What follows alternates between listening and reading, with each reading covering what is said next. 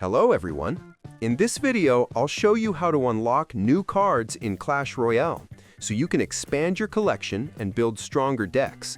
Unlocking cards is directly linked to your progress in arenas. As you climb higher by winning battles and earning trophies, new arenas become available, and with them, new cards get unlocked. Each arena has its own set of cards, so the more you push trophies, the more cards you'll have a chance to find. The main way to actually get these cards is through chests, like silver, gold, magical, or even legendary chests that you earn from battles, quests, or the shop. Every chest you open has a chance to contain cards from your current arena or below.